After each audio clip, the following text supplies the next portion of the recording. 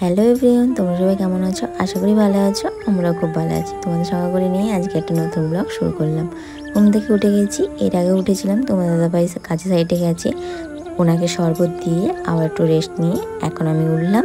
এবার সকালে যা কাজকর্ম তাই করে নিতে হবে। এখন ফ্রেশ হয়ে নিচ্ছি একটু, এদিকে সোনাই ঘুমোচ্ছে। তারপর দেখলাম তোমার দাদাভাই চলে এসছে দুধটা দিতে, তো দুধটা দিয়ে আবার যাচ্ছে বাজারে। তো এখানে দুধটা নিয়ে নিলাম, একটা আমাদের আর একটা পাশের বাড়ি। তো চলো দুধটা গরম বসিয়ে দিই। তো এখানে দুধটা গরম বসিয়ে দিচ্ছি, আর ওদিকে ডিম সিদ্ধ বসিয়ে দিয়েছি। সকালে টিফিনে দুধ, কলা, ডিম সিদ্ধ এগুলো খাবে, তাই জন্য দুধটাও গরম করে নিচ্ছি। এদিকে সোনাইও উঠে গেছে ঘুম থেকে, তাই জন্য ওকে ফ্রেশ করিয়ে একটু টুক পরিয়ে তারপর ওকে খাওয়াতে হবে। তো তোমার দাদাভাই এখনও বাজার থেকে আসেনি, তো ওকে ফ্রেশ করাতে করাতে চলে আসবে। দেখো ফ্রেশ করে নিয়েছি, জামা প্যান্ট পরে দিয়েছি, তারপর একটু শরবত করে নিয়েছিলাম ওকে, তারপর দিয়ে দিলাম ব্রাশ করিয়ে, ব্রাশটাও করে নিয়েছিলাম। তো শরবতটা খাইয়ে দিচ্ছি, আর ওই শরবত তো একা একা খেতেই পারছিল না, ভঙ্গি করছিল, তাই আমি খাইয়ে দিলাম। তারপর ওকে নিয়ে বাইরে দাঁড়ালাম, দেখলাম দাদাভাই বাজার থেকে চলে এসছে। তো চলো বাজার থেকে কি নিয়ে এলো দেখা যায়। ওটা ওদের কাজের সাইডেরও বাজার আছে, আর আমাদেরও টুকিটাকি বাজার নিয়ে এসছে। তো বাজার থেকে চলে এসছে, তো কি নিয়ে এসছি চলো দেখি। আর এদিকে রুটি নিয়ে চলে এসেছি, রুটিটাকে একটু সেঁকে নেব। তো তেল দিয়ে একটু ভেজে নিচ্ছি রুটিটাকে, তাহলে একটু টেস্টি লাগে খেতে। আর ডিম টুস করছি না, কারণ ডিম সিদ্ধ করেছি। তো চলো রুটিগুলো সাজিয়ে আর গুছিয়ে বড়মশাইকে খেতে দিয়ে দিই। ডিম, কলা আর এখানে 1 গ্লাস দুধ, তো দুধটাও গরম করে নিয়েছিলাম। তো চলো এবার খেতে দিয়ে দিই। ওনার ভীষণ কাজের পেশা, তাই জন্য উনি ঝটপট করে খেয়ে নিয়ে ঝটপট করে কাজের সাইডে চলে যায়। ওনাকে আগে খেতে দিয়ে দিচ্ছি, তারপরে আমিও খাবো, তারপরে আমি সোনাইকে গিয়ে খাওয়াবো, কারণ ও প্রচুর দুষ্টুমি করে। ওকে নিয়ে এখন আধ ঘন্টা 1 ঘন্টার মতো খাওয়াতে হবে, তাই জন্য আমরা খেয়ে নিয়ে তারপর ওকে খাওয়াবো। চলো ও খেয়ে নিচ্ছি, আর আমি ওইদিকে খেতে বসে গেছি। আর সোনাইও আমাদের পাশে বসেছিল পড়াশোনার বই নিয়ে, দেখতেই পাচ্ছ একা একাই পড়াশোনা করছে। আমরা খেয়ে নিয়ে তারপর ওকে খাওয়াবো, আর তোমার দাদাভাই চলে যাবে কাজের সাইডে। তো সবাই সবার কাজে চলে গেছে, আমিও আমার কাজে বসে গেলাম। সোনাকে খাইয়ে দিয়েছি, দিয়ে পাশের বাড়ি একটু খেলতে গেছে। আমি সেই ফাঁকে কাজগুলো সেরে ফেলি, এগুলো করতে তো হবে আগে, তাই না? তো চলো কাজটা করে নিই, তারপর আবার দুপুরে রান্না বান্না আছে। তো চলো কাজটা করে ফেলি।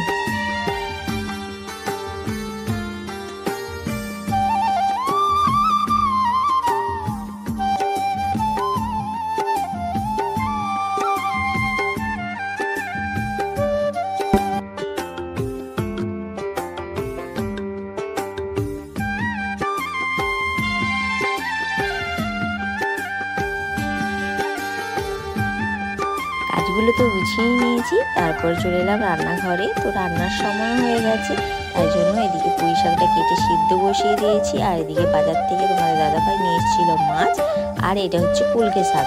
দুটোকে নিয়ে চলে গেলাম পুকুর পাড়ে ধুয়ে নেওয়ার জন্য। তো ধুয়ে নিয়ে বাড়িতে চলে যাচ্ছি।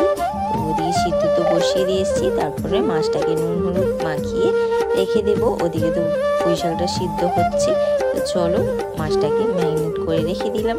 তারপরে দেখো বাইরে এসে দেখলাম অঝরেই বৃষ্টি হচ্ছে। এই কয়েকদিন ধরে 1 ঘন্টা ছাড়া বৃষ্টি হচ্ছে, আসছে আর যাচ্ছে এরকম। তারপরে আমি একটু হাত পেতে একটু মজা নিচ্ছিলাম, কারণ ওইদিকে তো রান্নাটা বসিয়ে দিয়ে এসেছি, আর এদিকে জল ভরে দেখো কি ঘরের অবস্থা।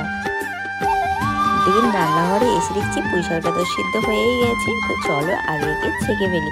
তো ছেঁকে নিচ্ছি, নিয়ে মাছের ঝোল করার জন্য এখানে কড়াইতে তেল দিয়ে আলুটা ভেজে নিচ্ছি, ভেজে তারপরে মাছের ঝোল বানাবো। তো চলো এদিকে মাছের আলুটাও ভাজা হয়ে গেছে, আর এদিকে মাছ ভাজাটাও চাপিয়ে দিলাম। এই দেখো এদিকে আলুটা লাল লাল করে ভেজে নিয়েছি। তারপর চলে গেলাম ভাত বসানোর জন্য চাল নিতে। তো দেখো এখানে চাল নিয়ে নিচ্ছি, নিয়ে ধুয়ে নিয়ে আজকে গ্যাসেই বসিয়ে দেবো, কারণ দেখতেই পেলে যে কতটা বৃষ্টি হচ্ছিল, তাই জন্য আর উনুনে বসানো হয়নি, গ্যাসেই বসিয়ে দেবো। আর নিয়ে যাচ্ছি সেই পুকুর পাড়ে ধুয়ে নেওয়ার জন্য, ধুয়ে নিয়ে চলে এসেছি। এখানে তো কলে সবসময় জল থাকে না, তাই জন্য পুকুরেই ব্যবহার করতে হয়। তো এইদিকে ভাতটা আমি বসিয়ে দিলাম, আর ওইদিকে তো মাছ ভাজা হচ্ছেই। তো চলো রান্নাটা ঝটপট করে ফেলি, অনেকটাই টাইম হয়ে গেছে। তো এই দেখো এদিকে মাছের ঝোলটা হয়ে গেছে প্রায়, আর এদিকে রান্নাবান্না কমপ্লিট করে থালা বাসনগুলো কলপাড়ে নিয়ে চলে এসেছি। গামলাতে একটু জল ছিল, আর পুকুরে নামছি না, এখানেই ধুয়ে ফেলবো। তো চলো ঝটপট করে ধুয়ে সারাদিন এই খাওয়া দাওয়া রান্না বান্না সারাদিন কাজ লেগেই থাকে। একটা বিরক্তি ভাবও আসে, কিন্তু কিছু করার নেই, মেয়ে হয়েছি তো করতেই হবে। সব মেয়েরাই করে, আমাকেও করতে হবে, আর সবাইকেই করতে হবে এইসব সংসারের কাজকর্ম।